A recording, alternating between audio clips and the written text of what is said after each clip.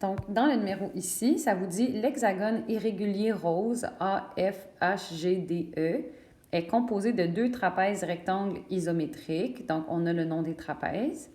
Ça nous donne l'aire totale de l'hexagone irrégulier. Puis, ce qu'on cherche, c'est le périmètre de cet hexagone. Donc, premièrement, il faut être capable de visualiser il est où l'hexagone. Bien, l'hexagone, guys, c'est tout ça. Donc, on a 6 côtés. Le premier côté il est ici. 2, 3, 4, 5, 6. Donc, vous cherchez le périmètre de ça. Si vous cherchez le périmètre, en ce moment, il vous manque plusieurs mesures. Par exemple, il vous manque la mesure de GH, il vous manque la mesure de GD, il vous manque la mesure de ED, puis il vous manque la mesure de AE. Et pour être capable de trouver ces mesures-là, il faut utiliser le fait que les 2 trapèzes rectangles, bien, ils sont isométriques. Ça veut dire que la hauteur du premier trapèze, bien, c'est égal à la hauteur du deuxième trapèze. Ça veut dire que la petite base du premier trapèze, c'est égal à la petite base du deuxième trapèze. Et ça veut dire que la grande base du premier trapèze, c'est égal à la grande base du deuxième trapèze. On sait aussi que si le côté ici qui est en diagonale, là, le FH, il mesure 3,2 cm, puisque les 2 trapèzes sont isométriques, bien, ça veut dire que l'autre aussi va mesurer 3,2. Donc, ce que ça veut dire, c'est que ce qui nous manque comme mesure, c'est la grande base du trapèze. Après ça, c'est une partie de la grande base du trapèze.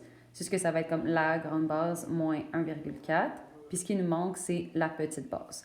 Donc, en premier, ce que je vais aller faire, c'est que je vais aller trouver la petite base de mon trapèze. C'est la plus facile selon moi parce que puisqu'on sait que les 2 trapèzes sont isométriques, on sait que la hauteur du premier trapèze, c'est égal à la hauteur du deuxième. Donc ça veut dire que ça mesure 1,4 cm. Donc, pour trouver la petite base du trapèze, je vais faire 4,2 moins 1,4. Donc, pour trouver la petite base, comme je disais, je vais faire 4,2 moins 1,4 et j'obtiens que ça fait 2,8 cm. Ça veut dire que la petite base du trapèze ici mesure 2,8 cm, mais ça veut aussi dire que l'autre côté qui est en bleu mesure aussi 2,8 cm. Donc, ça veut dire que la seule chose qui me manque maintenant, c'est d'aller trouver la grande base de mon trapèze. C'est la partie difficile du problème. Bien, pour trouver la grande base de mon trapèze, premièrement, je vais aller trouver l'aire de mon trapèze. Ce qu'on sait, c'est que, comme il est écrit ici, l'aire totale de cet hexagone est de 11,872 cm². Ça veut dire que c'est l'aire des 2 trapèzes mis ensemble. Je vais le diviser par 2 pour avoir l'aire d'un seul trapèze. Ensuite, je vais avoir la hauteur, la petite base et je vais être capable de trouver la grande base.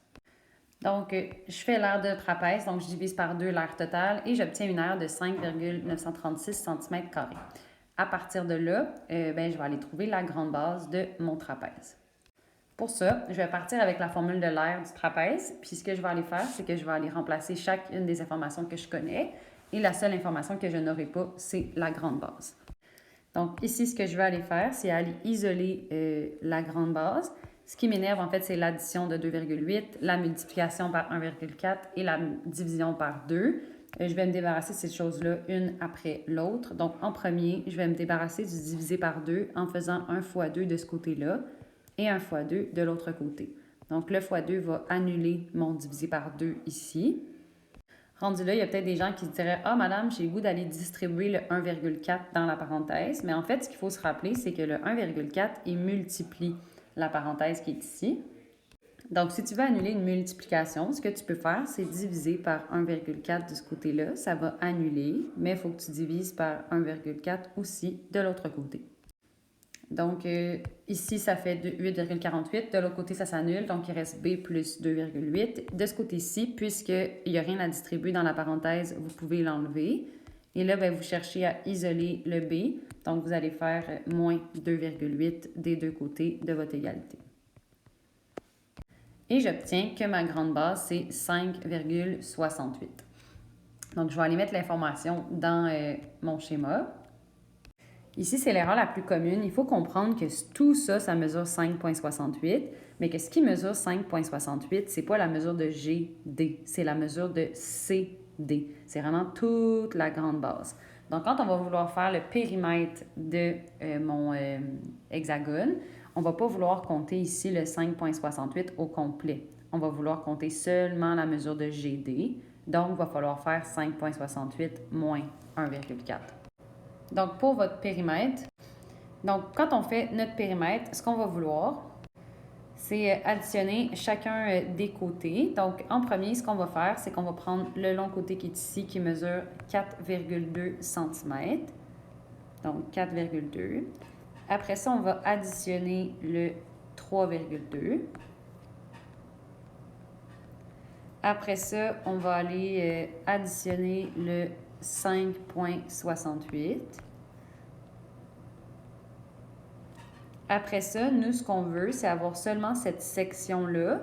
Cette section-là, comme je viens de l'expliquer, c'est 5,68 moins 1,4. Donc, vous allez additionner encore un 5,68, mais vous allez soustraire un 1,4.